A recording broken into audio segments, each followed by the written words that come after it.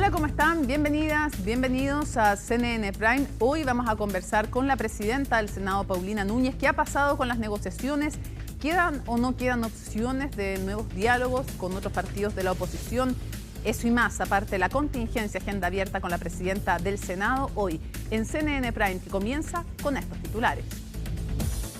Pese al acuerdo entre senadores del PPD y el gobierno que condicionó la invariabilidad tributaria al monto de la inversión, la oposición anunció que va a recurrir al Tribunal Constitucional. Tras un encuentro en la sede del PS, confirmaron que irán a la instancia por las normas medioambientales e impositivas que contiene el Plan de Reconstrucción Nacional. En La Moneda y en el Museo Histórico Nacional se conmemoraron los 200 años de la Presidencia de la República. En la actividad no estuvieron Michelle Bachelet ni Ricardo Lagos, pero sí los expresidentes Eduardo Frei y Gabriel Boric. Tanto el mandatario José Antonio Kast como Gabriel Boric destacaron que la institución de la presidencia está por sobre sus rivalidades. Después de 4 años de tramitación, la justicia de Países Bajos autorizó la extradición a Chile de la exalcaldesa Karen Rojo, quien fue condenada a 5 años de cárcel por el delito de fraude al fisco. El fiscal regional de Antofagasta, Juan Castro Vecchios, estimó que tras las coordinaciones con Interpol, el traslado a nuestro país podría realizarse durante este mes. Y en temas internacionales, Estados Unidos ha lanzado más de 170 ataques contra Irán en los últimos 2 días. El tránsito marítimo por el estrecho de Hormuz volvió a caer de forma drástica, dejando el alto al fuego entre ambas naciones al borde del colapso. Todo eso y mucho más, aquí comienza CNN Prime.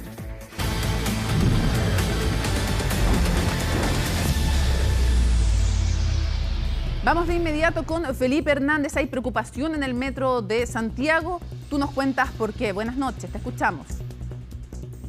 ¿Cómo estás, Mónica? Muy buenas noches. Claro, porque hay interrupción en la línea 12 del metro. Esto desde prácticamente las 6, un cuarto para las 6, las 7 de la tarde, perdón, 18:45, que se reporta una situación en la estación del metro Rondizoni.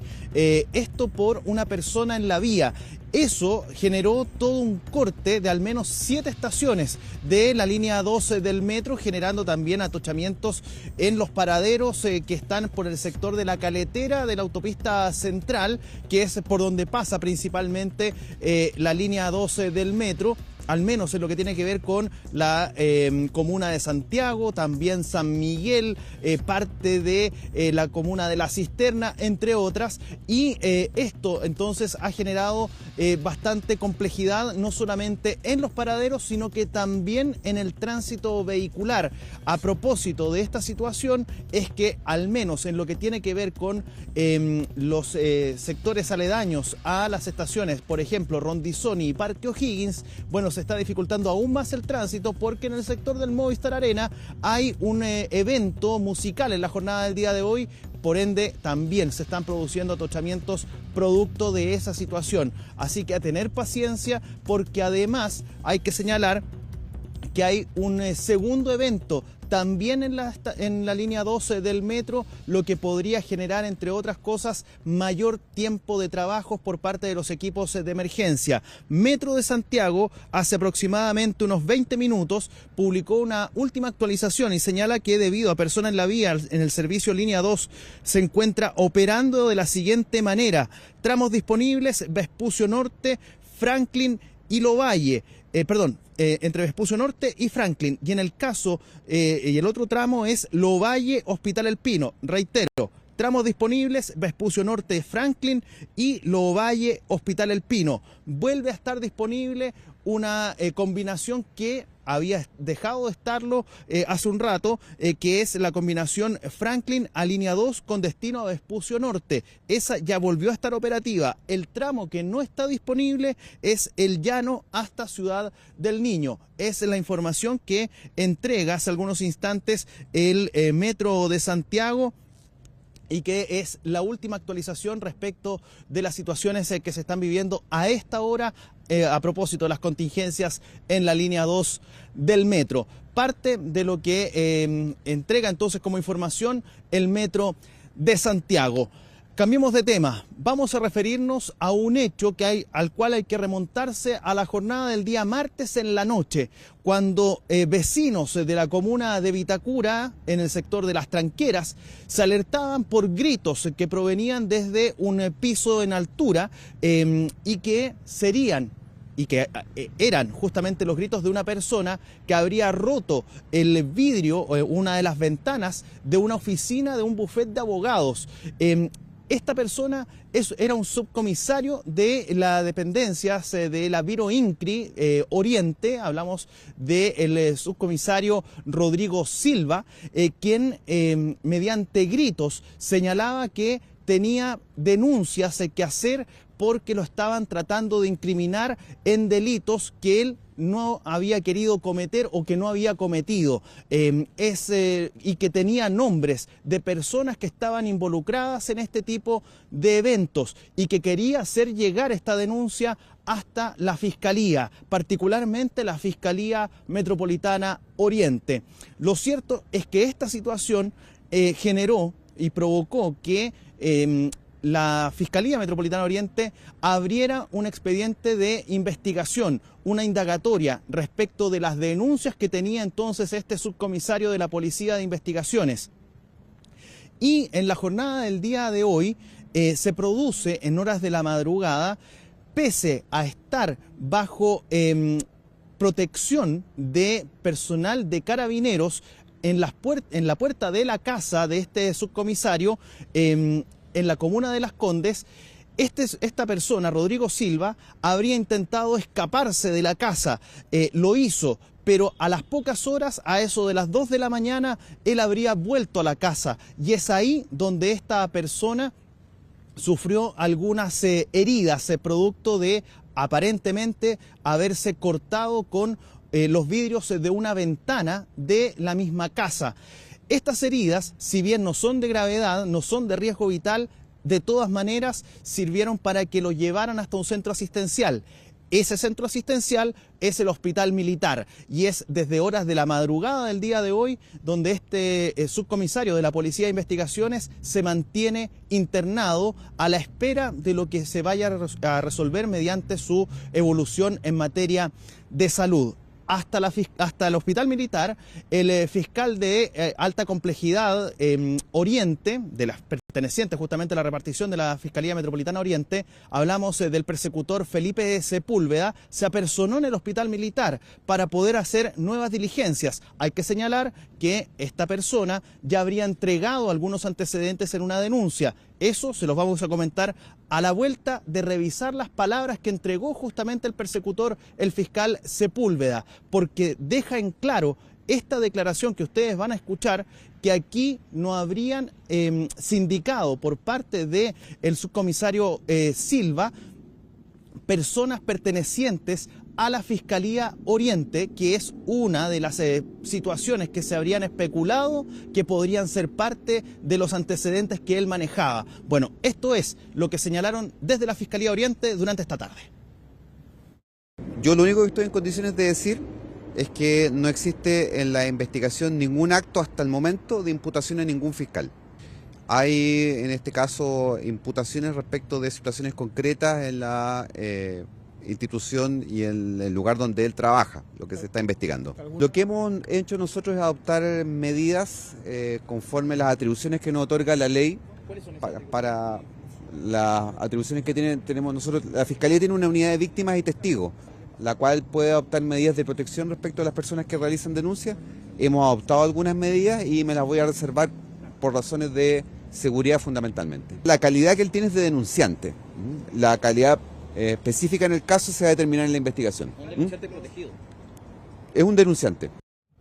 Ahí está entonces, está en calidad de denunciante, más aquí se espera que evolucione esta investigación, que siga avanzando y esa situación podría cambiar o tal vez no.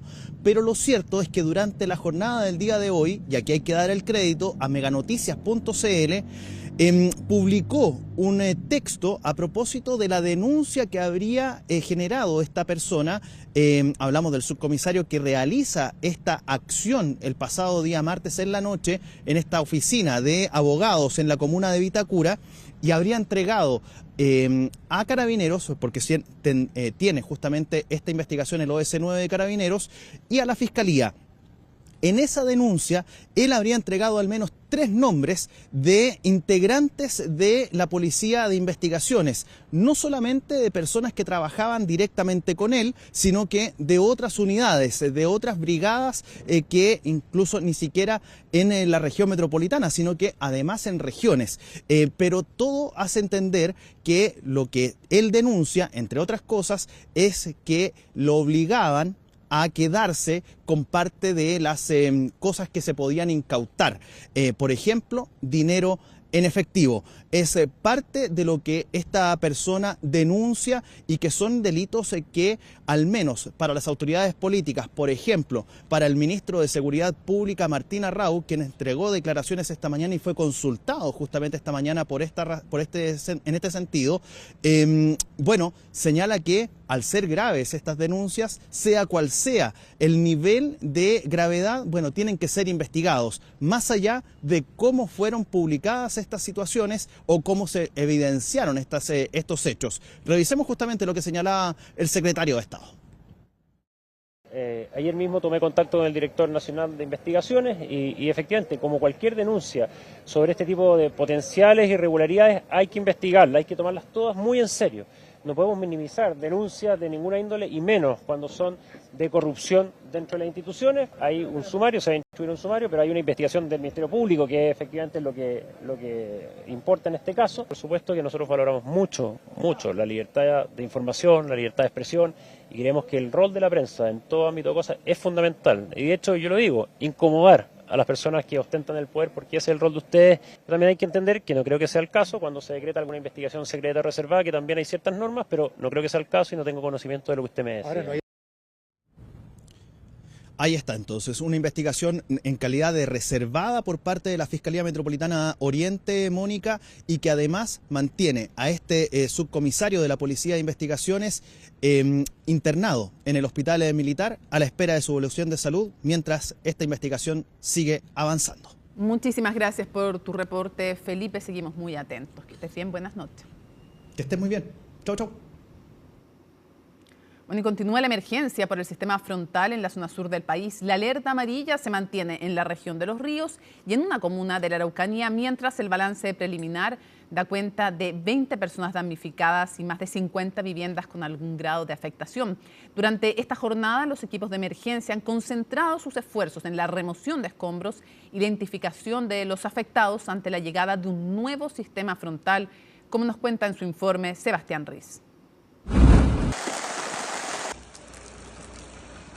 Imágenes de un sistema frontal que afectó al sur del país y que dejó hasta el momento 20 damnificados y 55 viviendas con algún grado de afectación. Precipitaciones que finalmente dieron una tregua que permitió reforzar el trabajo de remoción de escombros e identificación de los afectados. Lo fundamental hoy día es poder disponer de las herramientas necesarias para poder limpiar y despejar corral, y también maquinaria de un nivel, digámoslo así, intermedio, para poder despejar algunas otras zonas cercanas a Corral. Y es que si bien el sistema frontal impactó a 3 regiones, la comuna de Corral fue una de las más golpeadas. En menos de 40 horas cayeron más de 300 milímetros de agua, provocando el deslizamiento de tierra, desbordes de esteros y el corte de los principales accesos a la comuna. Yo diría que es una situación inédita, atípica, fuera de lo normal.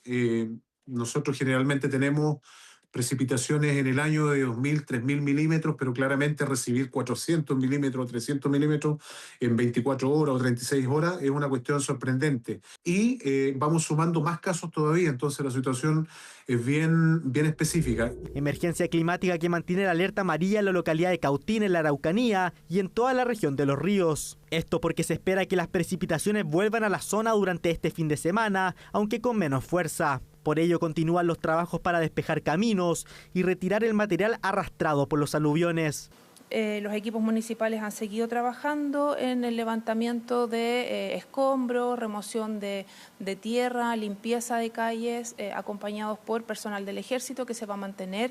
En la etapa de mitigación, donde estamos despejando las calles, estamos limpiando las rutas y trabajando también de la mano con el Ejército. Actualmente tenemos 62 funcionarios del Ejército desplegados en la limpieza de las calles. De acuerdo con los especialistas, este sistema frontal fue consecuencia de la combinación del fenómeno del Niño, temperaturas más cálidas de lo habitual y un río atmosférico, condiciones que favorecieron precipitaciones muy intensas en un corto periodo de tiempo. Un escenario que advierten podría repetirse con mayor frecuencia. Por lo tanto, todo este paquete, digamos, de vapor de agua, de humedad que trae el río atmosférico, más este sistema frontal cálido que ingresa al continente, aportó a que tengamos un sistema frontal mucho más intenso. En las próximas semanas también comienzan a llegar más sistemas frontales. El pronóstico indica a largo plazo, ¿sí? En las próximas semanas, incluso meses, en que podamos tener precipitaciones sobre lo normal. Mientras, las lluvias comienzan a moverse hacia la zona central. Por ello, Senapred decretó alerta temprana preventiva entre las regiones del Biobío y Metropolitana. Si bien no se esperan precipitaciones de la misma magnitud,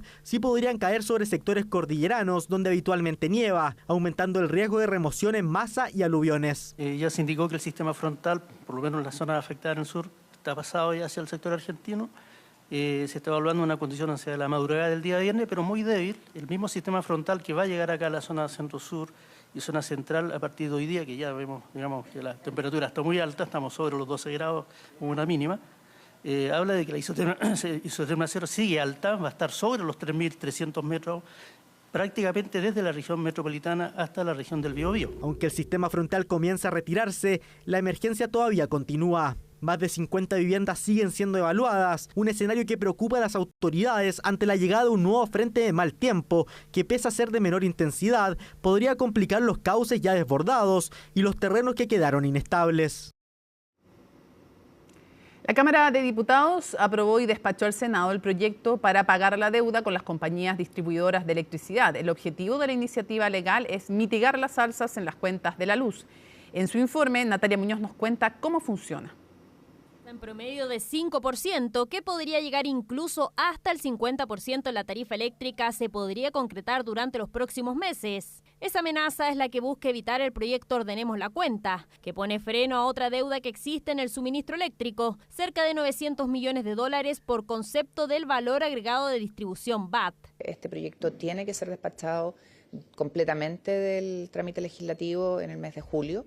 De hecho, ingresó al Senado con discusión inmediata.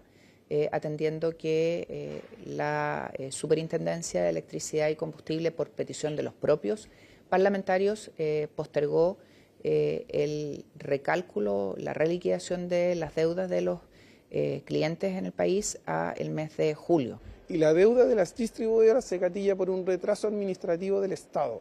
No es por un mecanismo de estabilización, sino que el Estado se demoró en implementar una nueva ley que se aprobó en el 2019.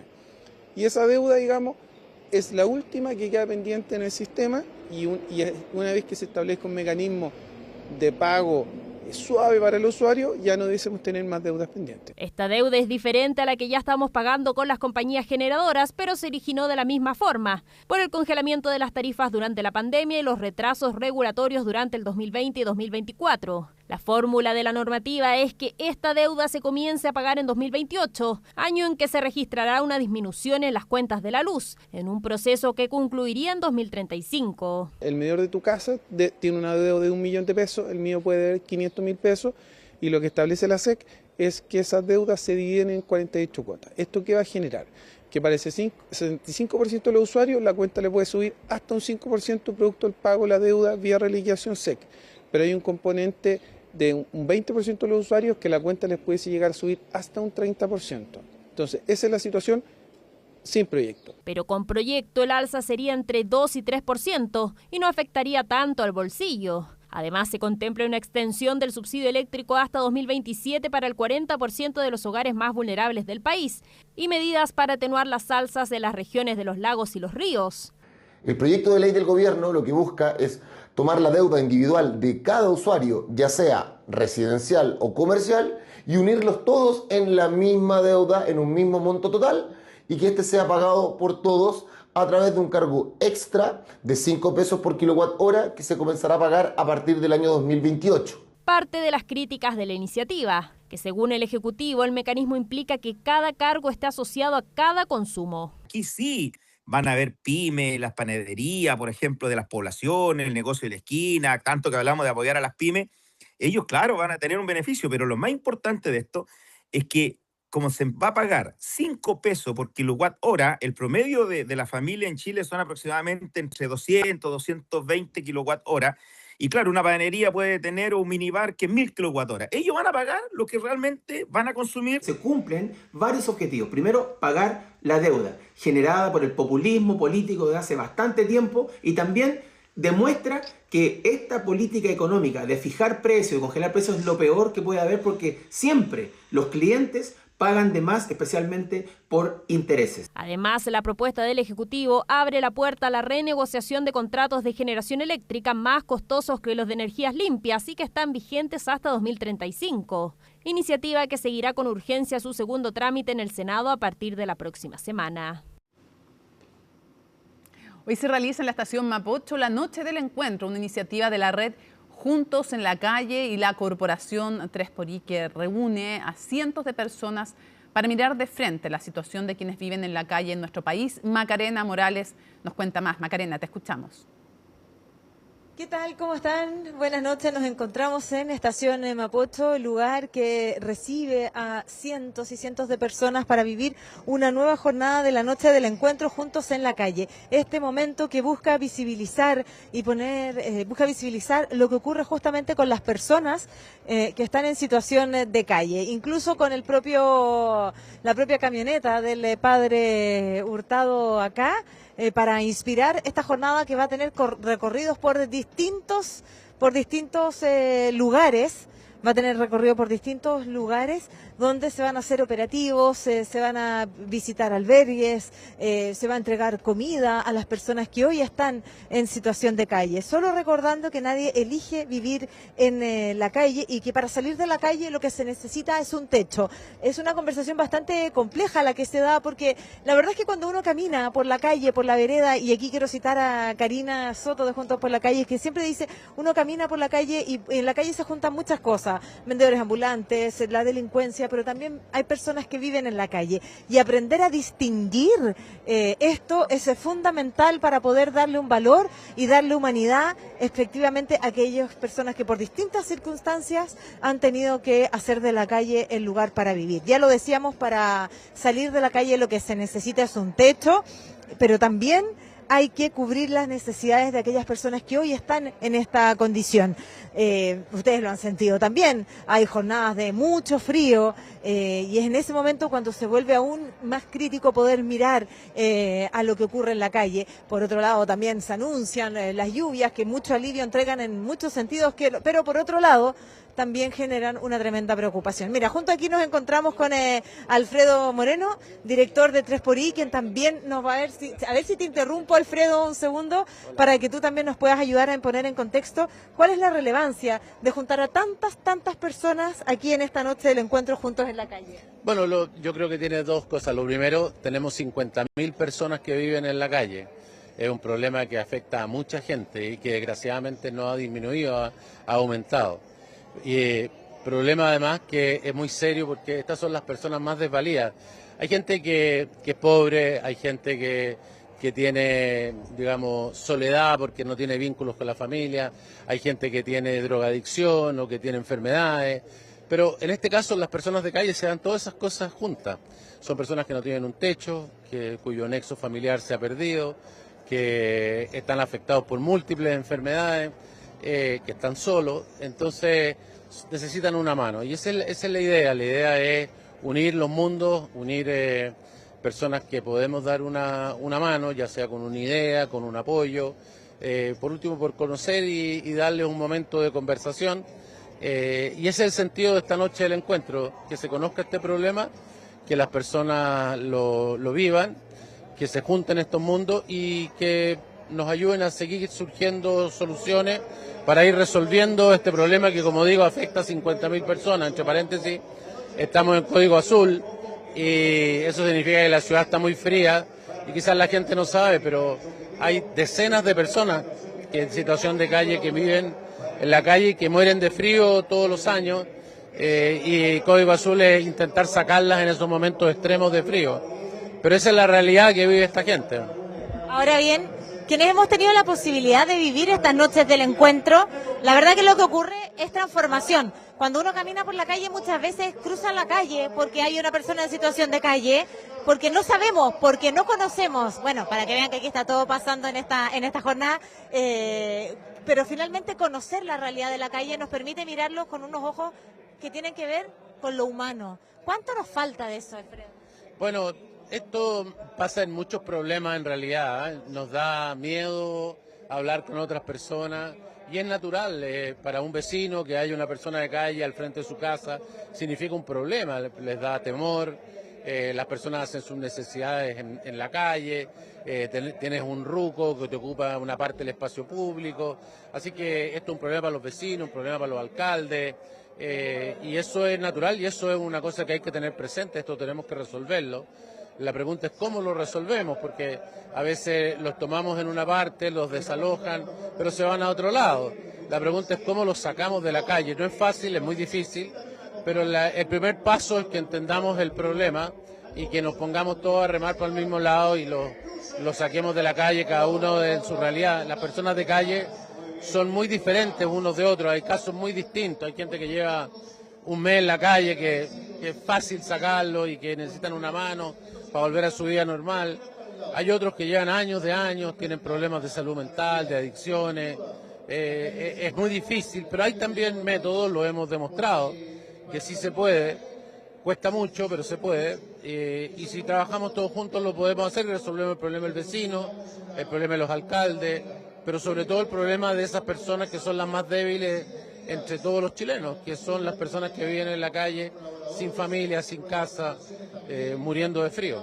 Muchísimas gracias, Alfredo. Sabemos que tenemos una jornada bastante intensa de harto recorrido. Para salir de la calle se necesita un techo y la solución viene desde la colaboración. Nosotros nos vamos a quedar, vamos a acompañar los recorridos y por supuesto en nuestro programa Pares Impares les vamos a estar contando cómo se vivió una nueva noche del encuentro y a ver si a través de las pantallas también podemos transmitir un poquito de esto para poder transformar y conocer y distinguir la realidad que se vive en la calle. Muchísimas gracias. El sorpresivo acuerdo entre el gobierno y senadores de la bancada del PPD por la invariabilidad tributaria abrió una nueva grieta en la oposición, mientras Hacienda celebró el entendimiento como una señal de avance para el plan de reconstrucción nacional. Las bancadas opositoras acusaron que fue suscrito sin una definición común y anunciaron que van a recurrir al Tribunal Constitucional por materias ambientales y tributarias. Colomba Eichholz nos cuenta. El gobierno ha recogido, diría yo, el 90% de nuestra propuesta en representación de los senadores PPD. Debo agradecer al Ejecutivo. Un agradecimiento que también fue recogido por el ministro de Hacienda Jorge Quirós tras el sorpresivo acuerdo con senadores del PPD en torno a la invariabilidad tributaria. Según quedó establecido, el mecanismo se aplicaría por tramos dependiendo del monto de inversión e incluiría el pago de una prima. Llegamos a un acuerdo con el presidente de la bancada, que es Jorge Celis. El acuerdo consiste en ratificar los principios de la invariabilidad tributaria. Quedó en una escala que va desde 10 a 20 años, dependiendo del monto de la inversión. Tengo plena confianza en lo que planteó el presidente de la bancada, Jorge Celis. Pero el acuerdo cayó como un balde de agua fría en la oposición. El entendimiento fue suscrito por 3 senadores de la bancada PPD sin el consentimiento formal del partido, generando molestia transversal en las bancadas que venían intentando ordenar una postura común. Quirós habla de un acuerdo y ni siquiera sabe cómo se llama el senador con el que cerró el acuerdo. Le dice 10 veces Jorge Celis a alguien que se llama Ricardo. O sea, hablamos de ese, que puede ser un detalle, pero creo que lo que trasciende de fondo en este acuerdo es que es un acuerdo que es malo para Chile. Pero quienes lo suscribieron, Ricardo Celis, Pedro Araya y Loreto Carvajal, lo defienden. Esto mientras el presidente de su colectividad, el diputado Raúl Soto, reconoció no haber estado enterado del acuerdo anunciado junto al ministro de Hacienda y la presidenta del Senado, Paulina Núñez. De cierta manera respetamos lo que dicen los presidentes de partido, pero no podemos llevar a los chilenos y chilenas a una ruleta rusa, someter el destino de todo el contenido de la reforma sin previamente hacernos cargo de nuestra responsabilidad. Perdimos la elección presidencial, perdimos la elección parlamentaria. Somos minoría en la Cámara de Diputados y también en el Senado. El conjunto de la mega reforma sigue siendo tremendamente negativa para el país y por lo tanto ese acuerdo es de los senadores, no es un acuerdo del Partido por la Democracia.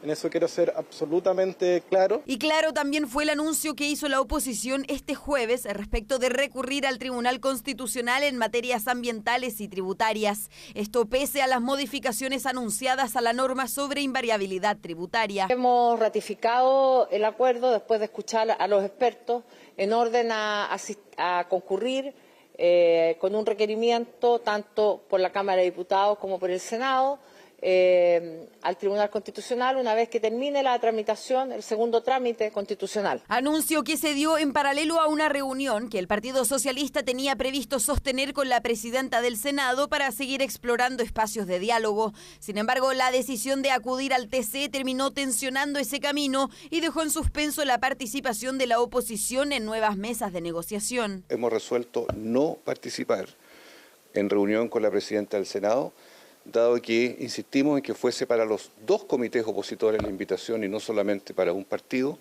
y eso dado que no ha ocurrido, hemos resuelto declinar dicha invitación. No es que no se haya invitado a los otros comités.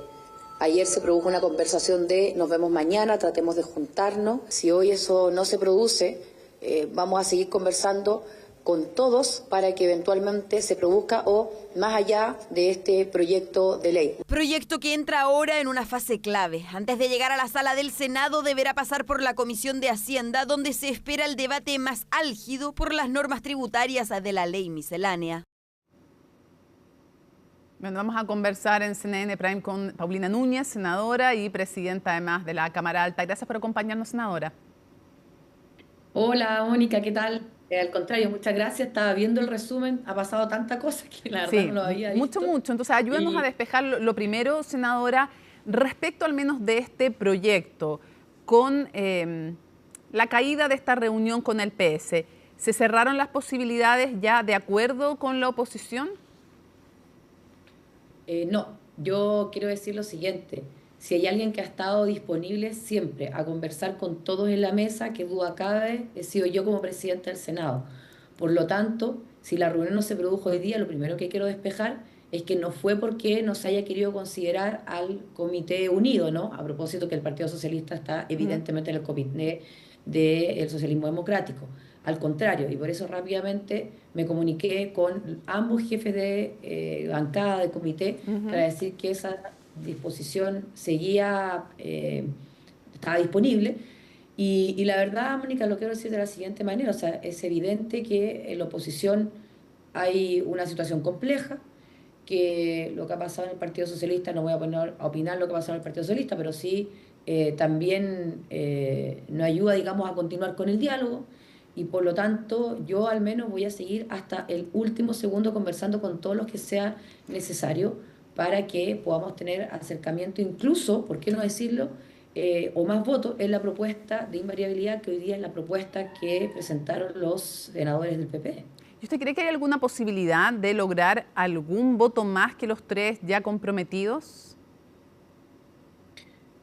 Sí, yo creo que hay que seguir con esos esfuerzos, con ese diálogo con algunos partidos políticos o algunos senadores, ¿verdad?, porque al final del día, por ejemplo, en materia de invariabilidad, objetivamente no es la propuesta original del proyecto. Sin duda mantiene la idea de tener certeza de poder establecer... No, yo entiendo el deseo, pero quiero saber, ¿hay alguna reunión concreta planeada? ¿Hay algún senador que le haya dicho que podría sumarse a este acuerdo? Porque se vio unida a la oposición diciendo, salvo estos tres senadores del PPD, que no representan además al partido, nadie más está de acuerdo con los cambios en invariabilidad ni con normas en general, con nada. Entonces la pregunta es, ¿hay algún senador o senadora que se le haya acercado para decir yo me podría sumar?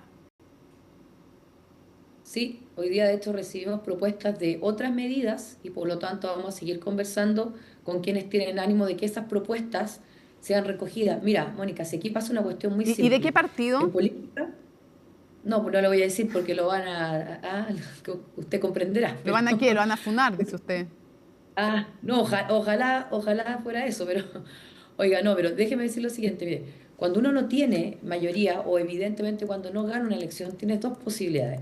O seguir tratando de instalar tu posición, tu idea, tu propuesta e influir a través de, no sé, las redes sociales, ¿cierto? Los medios de comunicación, reuniones político-partidistas, en fin, o directamente decir, mire, a mí no me gusta esta propuesta y estoy disponible a mejorarla hasta este espacio si es que se recoge determinada propuesta. Y eso objetivamente es, por ejemplo, lo que ocurrió con los senadores del PPD. O se quedaba la invariabilidad como la conocíamos, ¿verdad?, a secas con 25 años, o se establecía una prima, se establecía una renta dependiendo del nivel de la inversión, en fin. Y creo que esa es la manera, así como a mi juicio, de hacer política es construir puentes, lograr acuerdos, escuchar a todos. Bueno, cuando uno no tiene esa mayoría, trata de influir, porque lo contrario renuncias a algo básico en política, ¿no? Que es influir con tu idea, con tu propuesta. Así que y al menos si no me puede decir, senadora, si no me puede decir quién es o de qué partido, aunque uno podría intuir, por ejemplo, que podrían ser de la Democracia Cristiana o del Partido Socialista, puede pestañear 2 veces para decirme que sí, cuando nombre alguno de los partidos. No, pero fuera de toda broma. ¿En qué temas se le han acercado algunos senadores o senadoras para hacer propuestas? No de invariabilidad, me imagino, pero ¿de qué temas? Bueno, por ejemplo, en materia de censo también hubo un acercamiento ayer, de hecho con el propio senador Gastón Saavedra, o por ejemplo, en materia de contribuciones, que duda cabe que hay una propuesta de alcaldes en materia de forma transversal, ¿verdad? También, por ejemplo, respecto de la rebaja del impuesto, que es otro de los temas vitales, ¿no? Me atrevería a decir que dentro del proyecto hay 2 temas que son clave. Por un lado, la invariabilidad y por otro lado, porque además van de la mano, son tan integrados, la baja del impuesto. Bueno, en eso siempre se ha dicho que hay disposición a avanzar en la baja del impuesto, pero con compensación. ¿Qué le parece que los 3 senadores, porque Jimena Órdenes no reconoce el acuerdo del PPD, hayan sido tratados cuando menos de traidores, vendidos, que el gobierno estaba en el fondo impulsando prácticamente un cohecho? ¿Cómo vio las reacciones al acuerdo? Desproporcionado, me parece injusto y fuera de foco. Cuando se habla de cohecho es como si alguien estuviera casi que cometiendo un delito echándose plata al bolsillo, cuando en realidad tú te sientas a una mesa, negocias y pones a disposición una propuesta, ni más ni menos que en un tema tan relevante en el proyecto como la invariabilidad, con el ánimo, insisto, de que se mejore esa parte. Mira, uno puede no estar de acuerdo con el proyecto, con el actuar incluso de tus colegas, ¿no? Pero lo que no puede ocurrir es que entremos a un nivel de descalificación e injuria y hasta calumnia eventualmente, porque termina exacerbando una discusión que no puede salir del ámbito de las ideas. Yo creo que al final esas críticas demuestran el estado en el que se encuentra la oposición.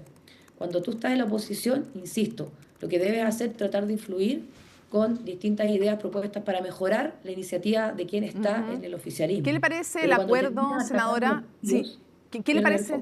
Sí, ¿qué le parece el acuerdo de toda la oposición de ir al Tribunal Constitucional? Y se lo pregunto también en el contexto de lo siguiente. En Tolerancia Cero, el senador Javier Macaya, presidente además de la Comisión de Hacienda, dijo que siempre las conversaciones contemplaron que si había un acuerdo no iban a concurrir al Tribunal Constitucional. Quiero saber primero si es efectivamente así. Las conversaciones en la mesa que usted llevaba incluían, si llegamos a acuerdo, ustedes no van al Tribunal Constitucional. Y segundo, ¿qué le parece que hoy por hoy la oposición vaya toda unida a concurrir? Ir al Tribunal Constitucional y anunciarlo de antemano es renunciar a poder despejar en el proceso legislativo cualquier abismo de inconstitucionalidad, cualquier atisbo de inconstitucionalidad. Por eso lo quiero decir de la siguiente manera. Estamos viendo una oposición que en vez de influir en el proyecto, la manera en que se legisla es dejándole a otros que resuelvan. Me explico. Efectivamente, como dice el senador Macaya, eso era así y sigue siendo así. Me explico. Era parte del acuerdo. Claro, porque cuando tú, o de la construcción, objetivamente, el acuerdo de este protocolo de mejoramiento, el proyecto, como queramos llamarle. Sí, pero perdón que la interrumpa, senadora, pero para entenderlo bien, el acuerdo que ustedes tenían con quienes estaban en esa mesa era, si llegamos a acordar algo, ustedes renuncian a ir al Tribunal Constitucional respecto de ese punto acordado. Así es, Mónica, pero lo quiero explicar por qué.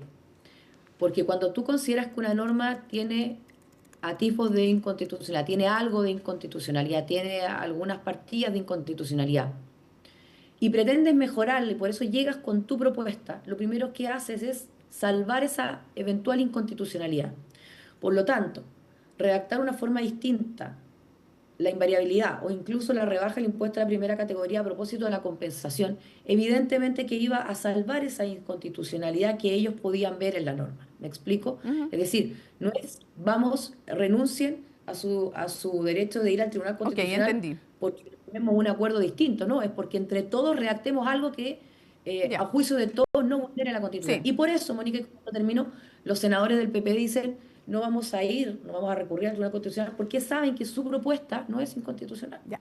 Quiero ir despejando algunos puntos y llevarla después a otras materias. Lo primero, algunos la trataron de ingenua por impulsar esta mesa, por tratar de llegar a un acuerdo, que igual después terminen yendo al Tribunal Constitucional, en fin. Yo quiero preguntarle si usted no sintió como un cierto ninguneo el que la trataran de ingenua a la presidenta del Senado. No, al final, mira, Mónica, en esto yo defiendo profundamente la libertad de expresión y por lo tanto que cada uno se exprese como mejor le parezca. Lo que sí me conozco perfectamente y por lo tanto, insisto, prefiero, si es que alguien lo cree, pecar de ingenua a contar de ver el resultado que vimos ayer. Y por lo tanto voy a seguir con el mismo esfuerzo hasta el último segundo. Y perdón lo que digo, no de manera aislada. En esto hemos estado varios senadores y senadoras, incluso el propio ministro Quirós. Hoy hablé con él, pude conversar de hecho con él en varias actividades en las que nos encontramos. Es que quiero preguntarle justamente, ¿no se equivocó el ministro Quirós al demorarse tanto en ceder y llegar a un acuerdo? ¿No se pudo hacer esto bastante antes y cambiar de hecho un clima? De hecho usted misma propugnó para que se dieran más plazos, no se quería, en fin, fue todo un tema.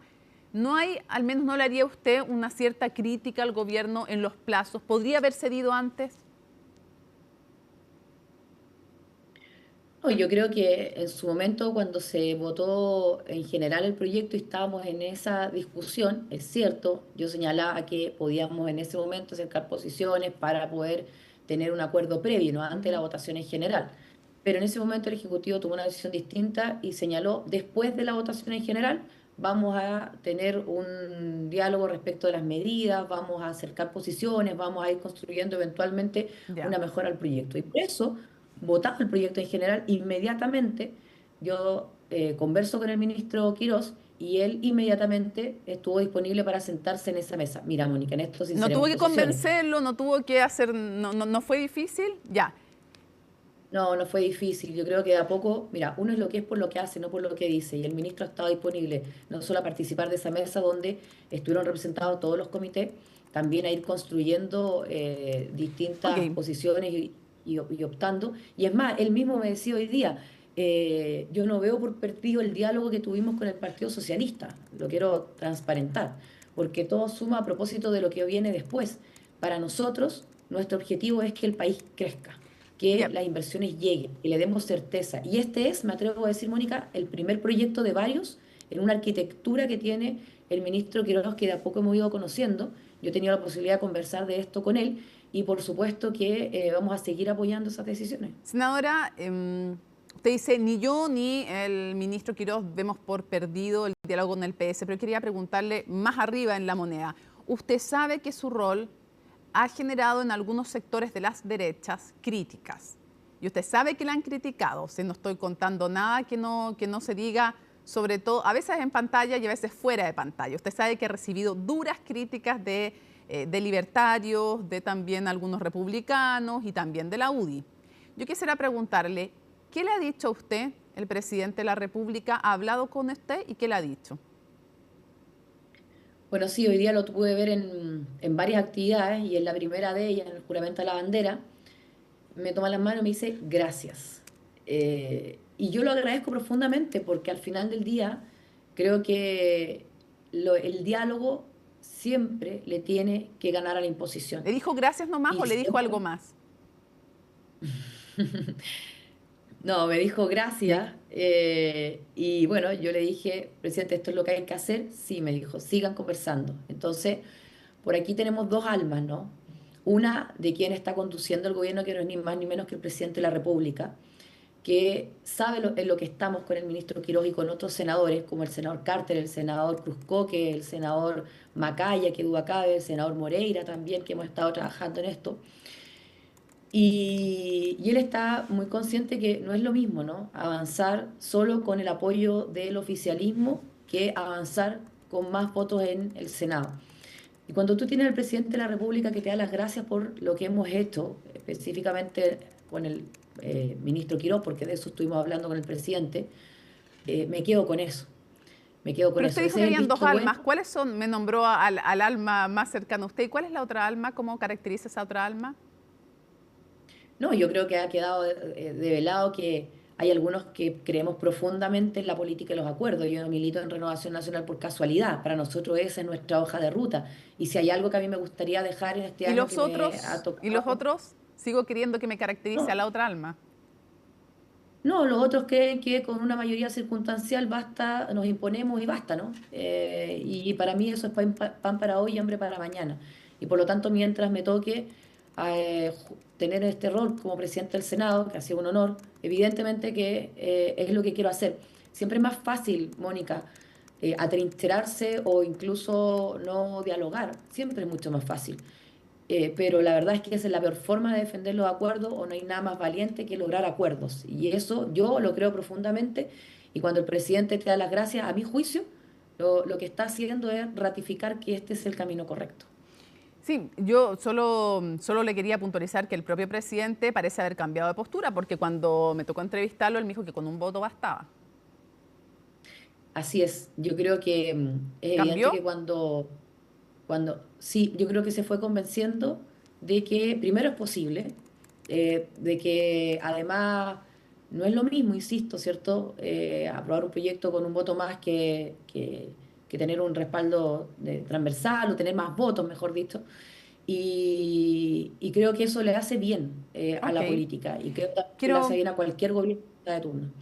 Sí, quiero ir a un par de cosas puntuales que nos quedan en el tiempo que nos resta. Lo primero, quiero saber si usted de alguna manera se sintió incómoda cuando el diputado Romero nos dijo acá en CNN Chile que su aliado natural eran los nacional libertarios, mucho más que Chile Vamos.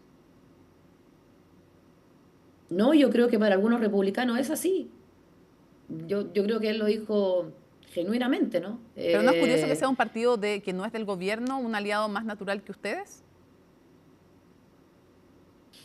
Sí, puede resultar curioso, pero yo creo que naturalmente hay parte importante del Partido Republicano, me imagino, que se siente más como con él o más cercano, en fin, como nosotros evidentemente dentro de Chile Vamos. Yo en eso no lo desdramatizaría porque lo creo, ¿no? Creo que efectivamente hay algunos que están más cercanos hacia el Nacional Libertario que hacia nosotros. Y le pregunto también respecto a otro tema que ha estado en el centro de la controversia. ¿Usted comparte las críticas que ha hecho otras de las autoridades relevantes en el Parlamento, como Jorge Alessandri, pero también incluso el presidente, el senador Esquella, presidente del Partido Republicano, sobre la Contralora? Han dicho que se ha excedido en sus funciones. Incluso el senador Esquella llamaba a pensar cambiar la Contraloría de una autoridad unipersonal a un cuerpo colegiado. Esto tras el fallo por la exministra de Seguridad. Cuando conocimos el fallo de la Contraloría y parte de la oposición, algunos diputados señalaron que podían evaluar una acusación constitucional, yo inmediatamente pedí que quienes, literalmente, Mónica, el día anterior habían dicho que no era tiempo de acusaciones constitucionales y que había que preocuparse de los problemas reales de las personas, señalé, yo espero que no se cambien las chaquetas de un día para otro, por lo tanto, creo que esa defensa a la labor de la ministra Steiner era lo que correspondía, pero eso no quita que pueda señalar también que entre más autonomía tenga la Contraloría, a mí me parece mejor. Yo estoy conforme con la labor que ha hecho la Contralora, creo que es vital que en fallos, en decisiones de la Contraloría, tomemos un poco de distancia, porque al final del día, si hay algo que a mi juicio le ha faltado a nuestro país, es precisamente un mayor control, ¿no? O una mayor independencia, permítanme la palabra, sí, de la Contraloría General de la República. Entonces entiendo que usted no está de acuerdo con cambiar un cuerpo colegiado. No, yo creo que hay que fortalecer aún más la labor que se realiza en la Contraloría General de la República. ¿Y qué le parece cuando estas críticas se dan justo en el contexto de alguien que hasta antes era aplaudido de pie, recuerdo un encuentro empresarial, ovacionada, pero cuando sale un fallo que es contrario a quien es controlado, valga la redundancia, empiezan las críticas, que además esas críticas se produzcan en ese contexto? No, ¿qué quiere decir usted? Que cuando hay un fallo adverso al gobierno, empiezan las críticas hacia la Contralora. Sí, no, yo no sé si ha sido porque es un fallo al gobierno. Yo creo que a lo mejor objetivamente pueden haber revisado el fallo y decir, no, aquí no se extralimitó, no corresponde, fue más allá de sus atribuciones, en fin, ¿no? Yo lo que planteo es una cuestión incluso anterior a aquello, Mónica. Yo creo que no sé si hay mucho espacio, por decirlo de alguna manera, para criticar, ¿no? Un fallo de nuestro órgano contralor por esencia. Yo creo que al final del día, sí, valen los contrapesos, vital en un Estado de Derecho, pero también me pasa que si vamos quitando piso a las decisiones de la Contraloría políticamente, porque si tenemos alguna decisión distinta, bueno, ejerzámosla, ¿no? Pero las opiniones terminan instalando un espacio, un manto de cuestionamiento que, al menos respecto de la Contraloría, creo que no le hace bien a nuestro órgano contralor por esencia. Entiendo. Quiero cerrar. Entonces, yo entiendo que usted no cree que se haya extralimitado la Contralora. No creo que se haya extralimitado. Quiero llevarla, la llevaría a 4.525 temas, pero como se nos acaba el tiempo, la llevo a un tema final. Quisiera saber, hoy día en el diario La Segunda, el diputado Urrutia decía, yo le he dicho al presidente que se ha demorado demasiado con el tema de los indultos a los militares o policías condenados en el contexto del llamado estallido social. Con esa declaración como marco, quisiera preguntarle, aquí hay dos opciones: apoyar una ley de indulto general, más bien tres, que el presidente haga uso de facultades de indulto caso a caso, como lo ratificó en la reunión con un republicano en Cerro Castillo, que lo iba a hacer, o finalmente no hacer nada, dado que son cosas juzgadas por tribunales y que ya han hecho sus decisiones los propios tribunales de justicia. Yo le pregunto, ¿en qué postura está usted? Si cree que se ha demorado mucho el presidente y si cree que realmente tiene que indultar y si usted apoyaría una ley de indulto general. Yo creo, Mónica, que a propósito de los dichos del senador, no ayuda mucho que los senadores del oficialismo de su partido empiecen a pautearlo en entrevistas, ¿no? Y lo digo principalmente porque una decisión tan excepcional, tan compleja, que debe ser reflexionada, que es exclusiva del presidente de la República, es el quien tiene que tomarla, no solo, y aquí trato de responder la pregunta, caso a caso, sino que además es la oportunidad que estime pertinente. Al final del día, eso debe responder a una reflexión profunda, insisto, caso a caso, y por lo tanto, sí, desde su propio partido o desde su propio sector se le insiste en el tema, evidentemente que el presidente va a tener que salir a responder algo, ¿no? Tiene 3 años y tantos por delante, y por lo tanto, cuando él considere que tiene que tomar esa decisión, la va a tomar. Ya, pero usted no es partidario de una ley de indulto general. No, yo creo que la facultad la tiene el presidente de la República, es exclusiva de él, y por lo tanto yo espero que sea caso a caso de manera reflexiva y que ojalá sobre este tema no hablemos más y dejemos que la tome cuando corresponda. ¿Reflexiva y restrictiva? Sí, por supuesto. Por eso digo caso a caso, ¿no? Sí.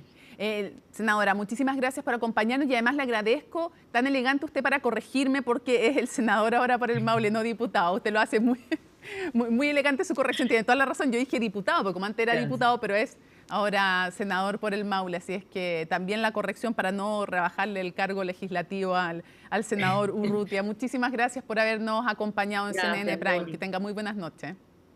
Buenas noches, que estén bien, gracias. Bueno, los expresidentes Gabriel Boric y Eduardo Frei Ruiz-Tagle llegaron al Palacio de la Moneda para conmemorar los 200 años de la presidencia de la República. Los detalles en la nota de Francisca Cárdenas. Tengo un déjà vu. Pero ya pasó. Regreso a la moneda del expresidente Gabriel Boric en medio de días de tensiones en todo el espectro político. El otrora mandatario concurrió este jueves a la Casa de Gobierno tras la invitación del expresidente José Antonio Kast a los expresidentes para encabezar con ellos los actos por la conmemoración de los 200 años de la presidencia de la República. Hemos sido rivales en ideas y seguramente lo seguiremos siendo, pero nos une Chile, nos une profundamente Chile. Y tal como le expresara en una carta que le entregué el 11 de marzo de este año en el cambio de mando, como expresidente siempre estaré disponible para lo que la República requiera. Diferencias que también se han reflejado por estos días en el mundo político, principalmente en la oposición, en medio de la discusión por la mega reforma del gobierno. Hemos sido rivales y cada uno desde sus convicciones piensa siempre en Chile, en el honor que es servir a la patria, más allá de las diferencias que uno pueda tener. Y le agradezco a usted, le agradezco al presidente Frei, le agradezco a la presidenta Bachelet, con quienes he podido conversar. Todos siempre han dicho que Chile está primero. El presidente Kast también encabezó el juramento a la bandera para luego participar en un almuerzo protocolar en Palacio, donde además del expresidente Boric asistió Eduardo Frei Ruiz-Tagle junto a la ex primera dama Marta Larrechea, también Cecilia Morel, viuda de Sebastián Piñera, y Miguel Patricio Aylwin, en representación del expresidente Patricio Aylwin. El primer deber de un presidente es someterse a la Constitución y las leyes y fortalecer las instituciones democráticas. Esta es una exigencia fundamental del Estado de Derecho. Un mandatario se despoja de su militancia al cruzar el umbral del Palacio de la Moneda. Se gobierna para quienes votaron a favor, se gobierna de igual o mayor fuerza para quienes votaron en contra. Un presidente debe esforzarse a diario por sanar divisiones y construir puentes sobre las diferencias. El expresidente Frei también defendió la mega reforma apuntando a mejorar el diálogo en el Congreso, mientras que Gabriel Boric aseguró que no era el momento de opinar sobre dicho proyecto, pese a las críticas de la exministra Camila Vallejo, deslizadas este miércoles contra el gobierno. ¿Usted se imagina lo mal gusto que sería de mi parte que a un evento en el que me han invitado a conmemorar los 200 años de la presidencia de la República, que yo me pusiera a hablar mal o decir cosas de contingencia? Creo que no corresponde, solo estoy agradecido de la invitación. Reitero lo que dije antes, las instituciones quedan, los presidentes pasan y por lo tanto hay que cuidarlas, y yo por lo menos en ese marco me voy a mantener. Así que muchísimas gracias, un gusto, y ya más adelante en algún momento hablaremos de contingencia. Que les vaya bien. Esta mega reforma se ha aplicado en muchos países del mundo, se ha aplicado en la OECD con gran éxito, por lo tanto no nos estamos tirando a la piscina sin agua. Eso va a depender de lo que hagamos, porque con un proyecto de ley no se solucionan todos los problemas de Chile, ayuda a resolver. Eso va a depender de que todos los chilenos, y especialmente los parlamentarios, se dediquen más a hacer la pega y menos a destruirse entre ellos. Ceremonia a la que no asistió el expresidente Ricardo Lagos debido a que permanece retirado de la vida pública, mientras que la expresidenta Michelle Bachelet también se excusó de asistir. Seguimos avanzando con otras noticias. Luego de 4 años de su fuga del país y posterior detención en Países Bajos, finalmente se dio luz verde a la extradición de la exalcaldesa de Antofagasta, Karen Rojo, condenada a 5 años y un día por fraude al fisco. Antes de fin de mes se espera que se concrete su retorno a territorio nacional. De todo esto nos cuenta Juan Cristóbal Cható. A más de 4 años de su fuga y posterior detención en Países Bajos, desde ese país pusieron a la exalcaldesa de Antofagasta, Karen Rojo, a disposición de las autoridades chilenas para proceder con su extradición. Rojo escapó del país el año 2022, cuando la Corte Suprema ratificó la condena en su contra a una pena de 5 años y 1 día por el delito de fraude al fisco, en una causa donde se le acusó de desviar fondos de la Corporación Municipal de Desarrollo Social para monitorear y mejorar su propia imagen pública y política. Esa pena no alcanzó a iniciar su cumplimiento en el respectivo centro penitenciario de la comuna de Antofagasta, toda vez que la imputada en su oportunidad, cuando tenía que entrar a cumplir la pena, no se presentó. La señora Karen Rojo fue hallada en Países Bajos y desde ese minuto se iniciaron los trámites de extradición tanto por la Fiscalía Regional de Antofagasta como con la Unidad de Cooperación Internacional y Extradiciones de la Fiscalía Nacional. Lo importante es recordar que no estamos reabriendo un proceso, no estamos abriendo un proceso judicial para establecer si existe o no existe una condena. La condena está y en efecto por eso se solicitó la extradición a Países Bajos. Bajo esa idea, una vez sea trasladada y llegue la exalcaldesa, se deberán iniciar los trámites correspondientes para el cumplimiento de la pena. Dentro de las próximas semanas debería concretarse el traslado a territorio nacional, el cual tendrá una serie de diligencias antes de ponerla a disposición del Tribunal Antofagastino. Ella debiera llegar en un vuelo internacional al aeropuerto Arturo Merino Benítez en Santiago y como está recién ingresando a Chile, debiese entonces ser puesta a disposición de un juzgado de garantía del que corresponda al aeropuerto, donde debiera hacérsele una audiencia de control de detención. Y ese tribunal debiese luego exhortar a los tribunales de Antofagasta, poniendo a disposición a esta persona, a disposición precisamente de los tribunales de Antofagasta. El debate que marcará este proceso de aquí en adelante se debería dar una vez que Rojo enfrente al Tribunal de Antofagasta, ya que ahí se definirá si se abonan o no al cumplimiento de su condena de forma íntegra los 4 años que estuvo privada de libertad en una cárcel holandesa. Para eso lo que se usa normalmente es que el país donde está detenida manda una certificación en que indica efectivamente cuántos días estuvo privada de libertad por la extradición, no por otros delitos.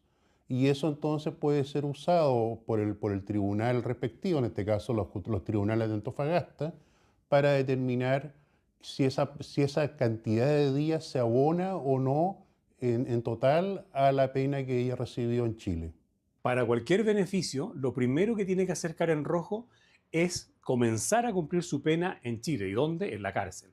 En segundo término, su defensa podrá solicitar que el tiempo que estuvo recluida en Países Bajos en una cárcel se abone como tiempo cumplido respecto de su sentencia original, que recordemos fue de 5 años y 1 día. Si se abona, eso implica que la defensa podrá ejercer los derechos que otorga la ley para efectos de que el saldo de la condena ella la puede cumplir en medio libre bajo determinadas características o situaciones o regímenes que permitan ese cumplimiento, que va a estar bajo observancia obviamente de las autoridades pertinentes. Las autoridades afirmaron que la exalcaldesa debería estar en territorio nacional durante este mes de julio y ahí se definirá cuánto de su pena tendrá que cumplir en Chile, como también si se accede o no a un beneficio de cumplimiento alternativo.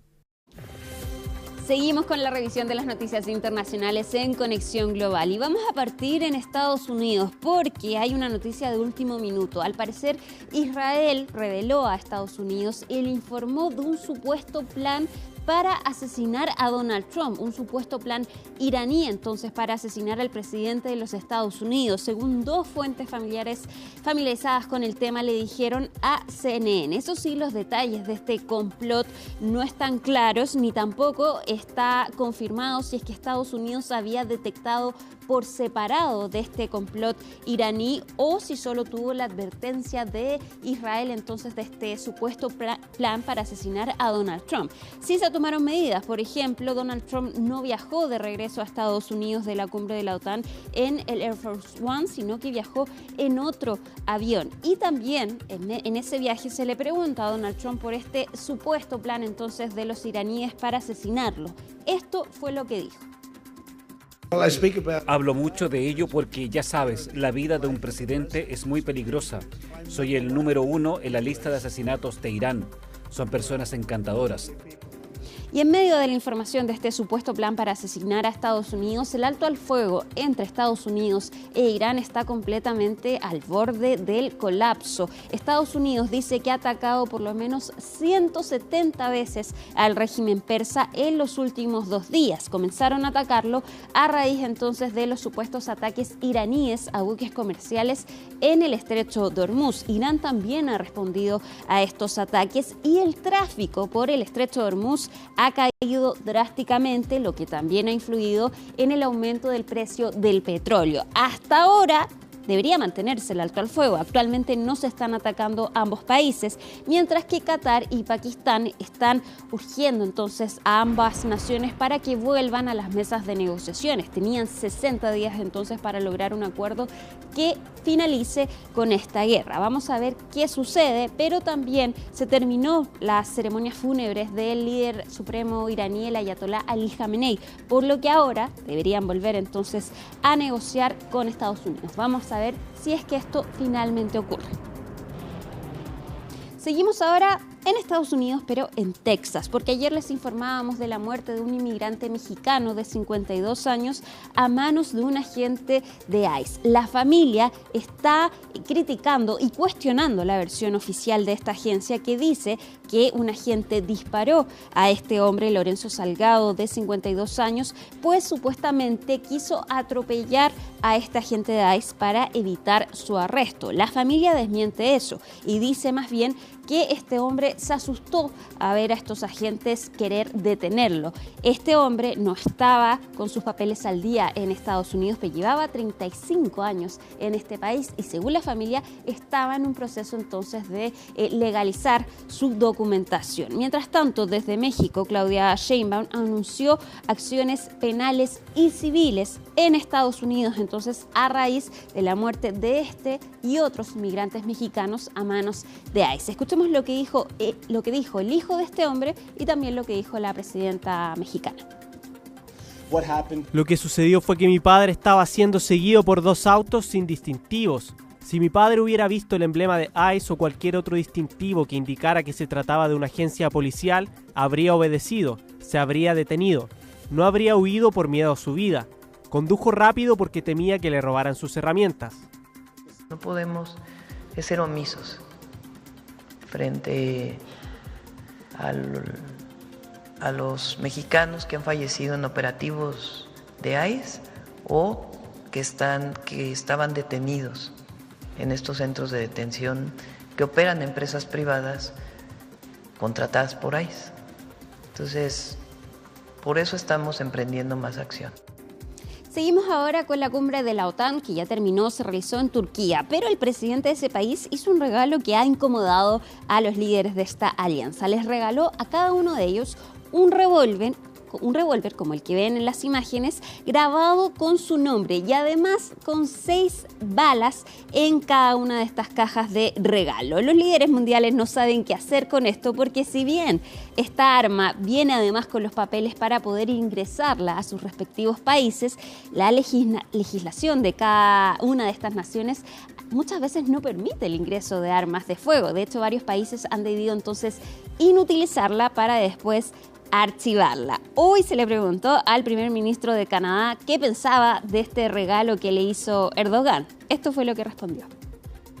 It's not what I expected. It struck me that my gift of maple syrup kind of undermatched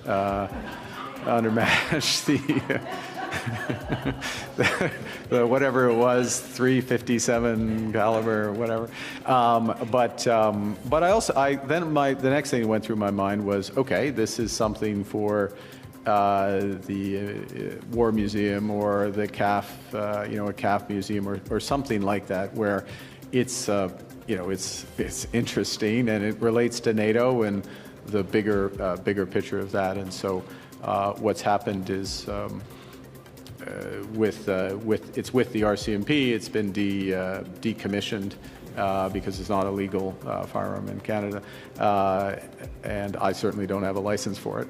So it's been decommissioned, and we're going to find the best home for it in something like I just described. So, but yes, it was. Termina CNN Prime, pero nos reencontramos en minutos en Aquí se debate para conversar, para debatir. Hay tanto en la contingencia, ¿no? Así es que acompáñenos y luego, como siempre, Fernando Paulsen en Última Mirada. Jueves 9 de julio, así estuvo nuestro país y el mundo. Somos CNN Chile. Buenas noches.